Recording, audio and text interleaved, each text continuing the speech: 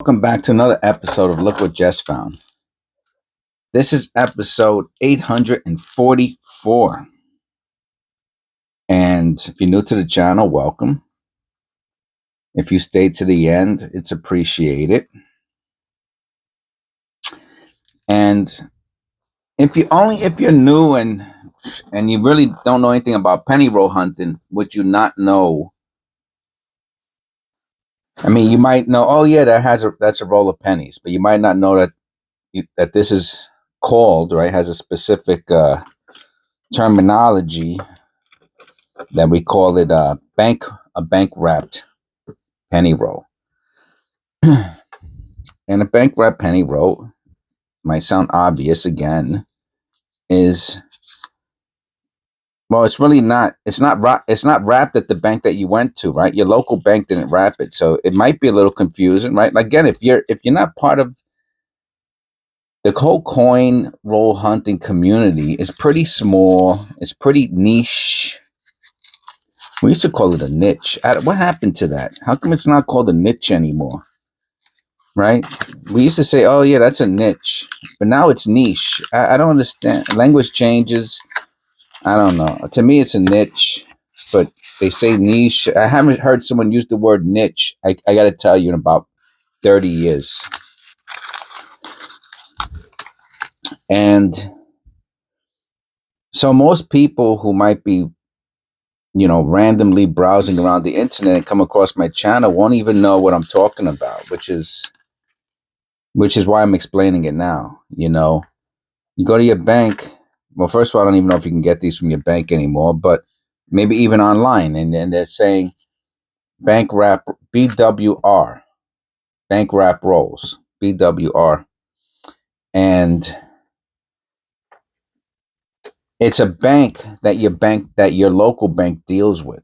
It's not your local bank. It's not your local Chase or M&T or Wells Fargo. The local bank itself, right? Like, they don't have a machine in the back that I know of or ever heard of. Maybe once upon a time they did, but they don't have a machine in the back that they take their pennies and they drop it into the machine and it spits out one of those white rolls that I just opened up.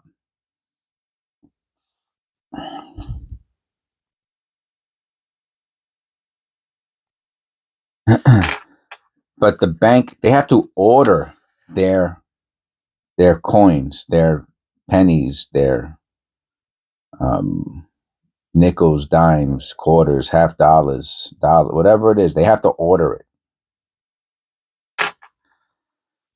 And the bank that they order it from might not even be the bank that wrapped it, right?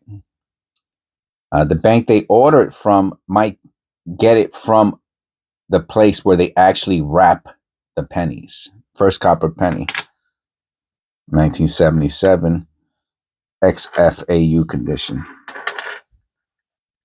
Now we got a Canadian there. Looks like a Canadian, no white AM. Looks like a Canadian copper Canadian, which is pre-1996.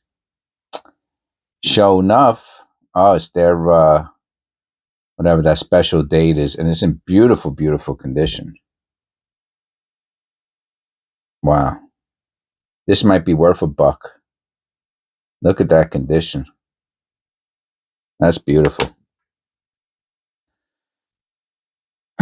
So somewhere, some place. Look at this. Ah, man, if this wasn't corroded, it would have been an MS 1969. No floating roof.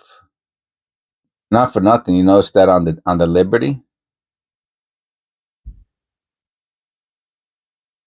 I'm not even gonna check. It doesn't even matter if it's extra thickness.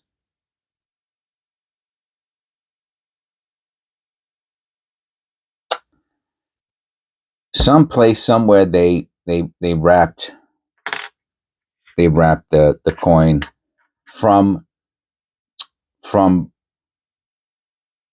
Look at this. That looks like polishing lines for sure.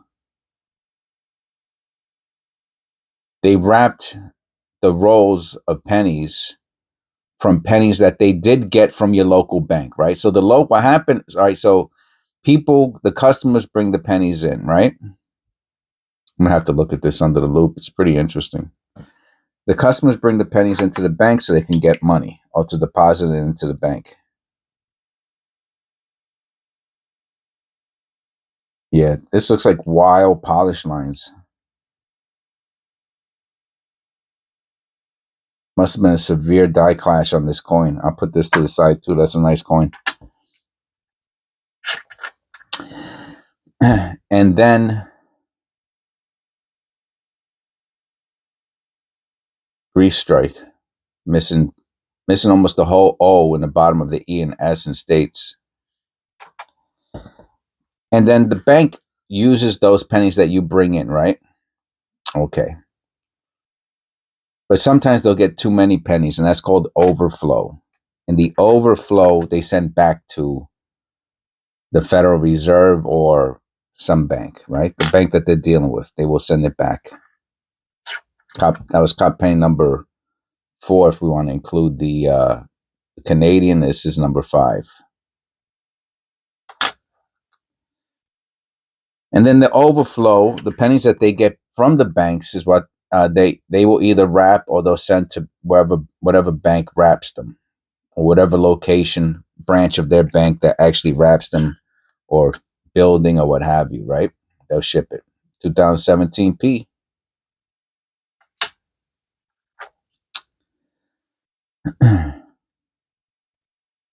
And then they'll go back to the bank that your bank deals with, the local bank deals with. It could be, the what's that called? The mother bank, the larger bank, 1992, no close AM. But so you might say to yourself, well, if they're sending, why would they send pennies back to the bank and then order? Because that's just the way it works, right?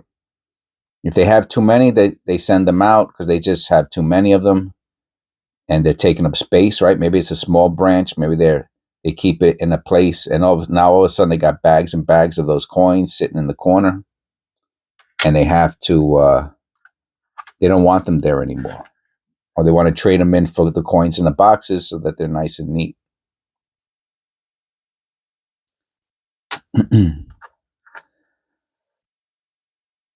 Now, the one of the questions may be, who cares, and that's what I'm leading up to.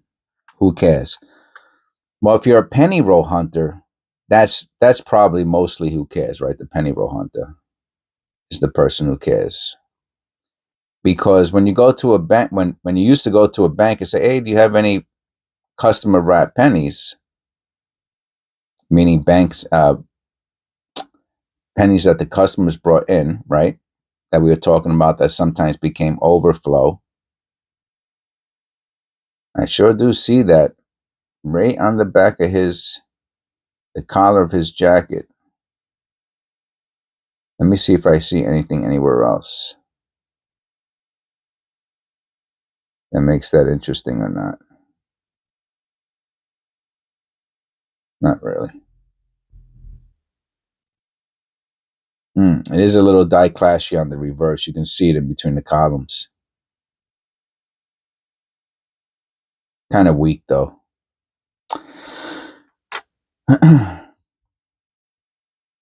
And or you could have said, do you have any boxes of pennies, right?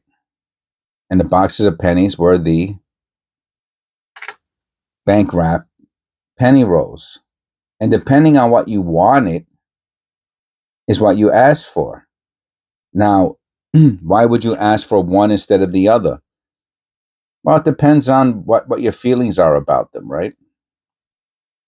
Today, I I like customer wrap bank wrap pennies a little bit more than I do customer wrap pennies, because when you would say, all right, let me get you customer wrap pennies, and the bank would give you Let's say they gave you $20 in customer wrap penny, a big bag of 40 customer wrap pennies, and then you looked in the bag, and they all looked the same. They all looked like the end. You know, when you close the end of a penny roll, when you close it, right? Every if you have if 10 different people wrap pennies, it's going to look 10 different ways. How they close the end of the penny roll will look different 10 different times, right? So you see, and then if so, you'll see all the same wrapper for those $20, and you'll see all of the ends were closed the same way. You're like, okay, this is somebody's pen. They're all from the same person, right? Okay, did the person take out the wheat cents already? Did the person penny roll hunt through these pennies, right? Because it's all from the same person. It's not like now if you went to the bank and you said, "Let me get customer wrap pennies," and they're all different wrappers, different colors, then that's different. Then you're like, that's the jackpot, right? You got different penny wrappers from different people, from different times, different plate. That's the jackpot. That's what you're always hoping for. It's like playing lotto, 99, no white AM. But that I have to tell you, that was rare. Towards the end, right? Towards 2025, that was rare. And the 1993, 1990, excuse me, 2023, 2024, I found that sometimes. And I was like, yeah, and it was exciting. By 2025, I was getting like the whole bag was from the same person, I could tell, And every time I did a penny roll hunt, it was kind of monotonous. It was the same person. It was the same, 5 copper pennies, 5 copper pennies, 6 copper pennies, no foreigns, no wheat cent. It was just kind of boring. But with a bank wrap penny roll, there's none of that. They getting pennies from probably maybe not all over the country, but from their region. They're getting pennies from local banks all over their region, and some of them could be 100 years old. You don't. It's totally, totally, totally random. 82. That's a nice 82. And that is why I like. I've learned to like and appreciate bank wrap penny rolls is for the randomness of the pennies in the roll. I know that it's not coming from one person. I could have whatever the whole box of pennies. There might be not one single penny in that box. Out of 2,500 pennies in that box, there might be not one penny that's from a roll that of the same person. You understand what I'm saying? Like not one pen, and there's 2,500 pennies in a box, right? It's 50 times 50. Am I correct? Yeah, that's 2,500. So there's 2,500 pennies in a 25. Is that right? There's 50 rolls. Yes, 25 times 25. I actually I have to look it up. 25. No. Times 50. Hello.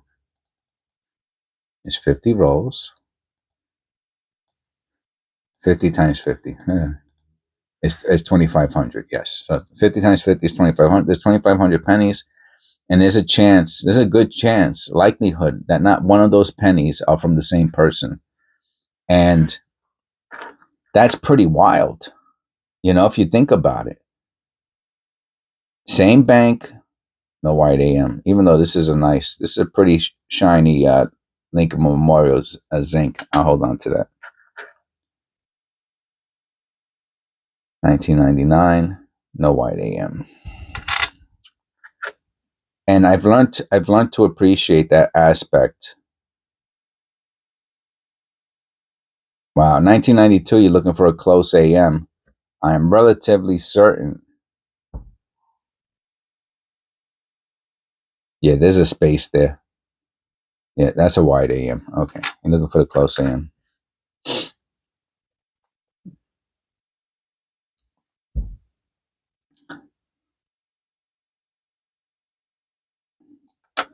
And that's the whole ball of wax, right? That's the whole, to me, that's the whole logic behind customer wrap penny rolls. Now, there's a whole science and philosophy behind that, right? Now, remember what I said, right? That those pennies in the wrappers from that bank come from that region, right? Okay. Well, there's 3 separate regions for pennies, for mints. There's the East Coast, Philadelphia, West Point. There's Central, which is Denver, Colorado. That's the D mint mark. And then there's the West Coast, San Francisco mint, the S mint mark. And depending on what region you get, that's the good likelihood. So, for example, how many D's did we find here? Not many. So, what's that? It's because I'm on the East Coast, right? I'm in Pennsylvania. So, most of the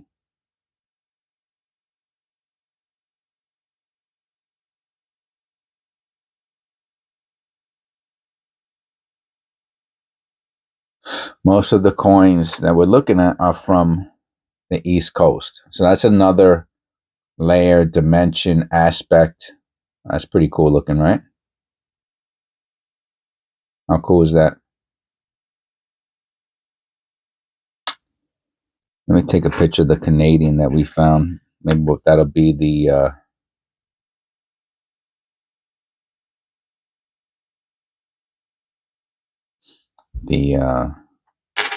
thumbnail.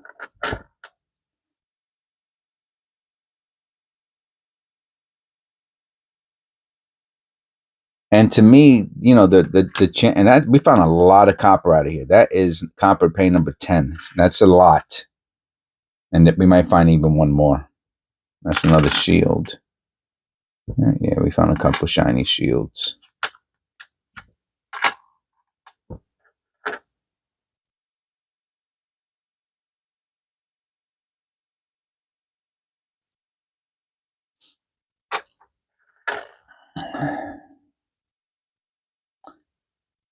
So anyway, that's, to me, that's the attraction. That's the cool thing about it. I wonder if this is, man, it feels like copper. Oh, there we go. 1980. 1980? Wow. The only reason I separate my copper from my zinc. So I could weigh it. Wow. Oh, 81. 81. 81. Okay, yeah, I'll put it with my other dirties. Another 81. Like I said, so I like the randomness of bank wrap. That's the bottom line. The randomness. I like knowing that I can find anything. It really is a game of chance, right? And that's what we're hoping for. We're hoping for some kind of error coin that's valuable. We're hoping to find beautiful looking zinc cents like this to make rolls out of. And look at that. Look at this. Look at this. And we're looking for hopefully maybe 1 out of every 10 or 20 to find a wheat cent. I hardly find any wheat cents whatsoever in customer brand penny because people take them out, they separate them. This was such a great ending to the video because it really proved my point. Right? It's random. There's a chance you're gonna find a wheat cent. I did not put that in. You saw me open it. Right? You saw me and and that's the other thing. That it's untainted, right? The roll is not tampered with. It's not tainted. I mean, unless the person's got this super ultra scam going on and they're getting bank wrap, you know what I mean? Then whatever. I mean, what are they gonna? anyway, that's a whole nother. I don't want to get into that aspect of the that side of the business, the scammers. We're going to keep this just focused on the topic. This is totally random, man. Totally by chance. And the reason why it wasn't the last coin. I was picking from the back. I was hunting from the back of the roll, and this was towards the middle. So I got some from the front. Anyway, it's just chance, and it's probably it could be a 50s. It could be a late 40s, right? You can tell after a while. I mean, if this is a 30s, then that's incredible condition for a 30s. But I think it's a 50s, 50s, late 40s, and it's a 50. Look at that. I couldn't have hit it more on the head. And I see from this distance. Look at his forehead. Huh. All right, let's get a little closer. Let's examine this sucker.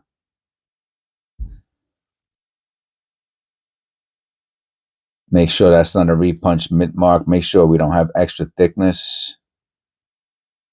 Boy, this is an interesting one. A 1950 Denver. Let me look at it under the loop real quick.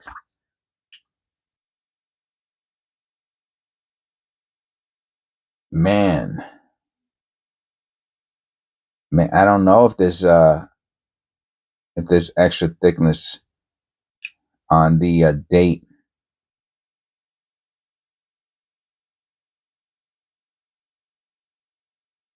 Hard for me to tell. I mean, if it is, it's not a very good example. You know what I mean? The same thing with the mint mark. So we'll just leave it as a pretty worn, super cool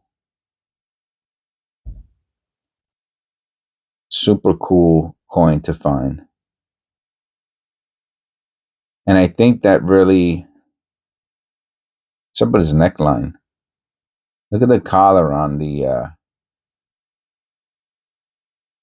that's interesting. Let me grab another penny.